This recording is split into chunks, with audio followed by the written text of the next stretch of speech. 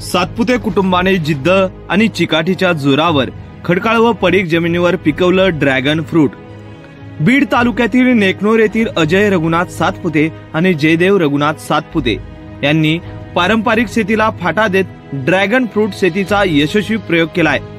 नेकनोर येथे सुरुवातीला 1 एकर शेतीमध्ये या फळाची लागवड केली होती। पंढरपूरला पांडुरंगाच्या दर्शनाला जात असताना त्यांना एका शेतीमध्ये ड्रॅगन फ्रूट दिसले।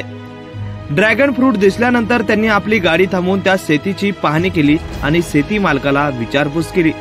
त्यानंतर त्यांनी निश्चय केला आणि ड्रॅगन फ्रूटची लागवड सुरुवातीला 1 एकर मध्ये केली आहे। दुष्काळी भागातील शेतकऱ्यांसमोर एक आदर्श निर्माण केलाय। पारंपरिक शेतीला फाटा देताना आधुनिक शेतीचा अवलंब केलाय।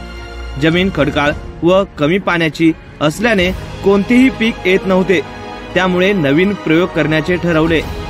1 एकर जमिनीवर ड्रॅगन फ्रूटची लागवड केली, खडकाळ व पडीक जमिनीची सुधारणा केली आणि आता वर्षाकाठी 4 ते 5 लाख रुपये एकरामधून उत्पन्न घेताना पाहायला मिळत आहे। यावेळी आम्ही शेतकऱ्यांशी संवाद साधलाय। काय म्हणाले शेतकरी पहा। नमस्कार, माझं नाव सातपुते जयदेव, मी नेकनूर येथे राहतो, तालुका जिल्हा बीड। मी 2 वर्षापूर्वी 1 एकर ड्रॅगन फ्रूट लागवड केली होती। तर पहिल्याच वर्षी बाग फिटून मला 1.5 लाख रुपये उत्पन्न भेटलं होतं। नंतर 18 महिन्यानंतर त्याचं खरी कमाई म्हणते ते चालू झाली। तर सरासरी 4-5 लाखापर्यंत वार्षिक उत्पन्न होतं। आणि हा बाग जुना असून आता तुम्ही ह्याला पाहू शकता किती फुलं फळं पण लागलेले आहेत। आणि ह्याच साईडला दुसरा नवीन एक बाग लावलेला आहे मी।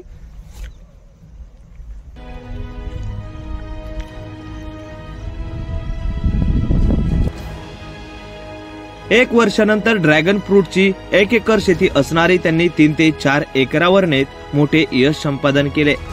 ड्रॅगन फ्रूट मध्ये सातपुते कुटुंब यशस्वी झालेले पाहायला मिळत आहे। ड्रॅगन फ्रूट रोग प्रतिकार शक्ती वाढविते, मधुमेह आणि हृदयविकाराचा धोकाही कमी होतो।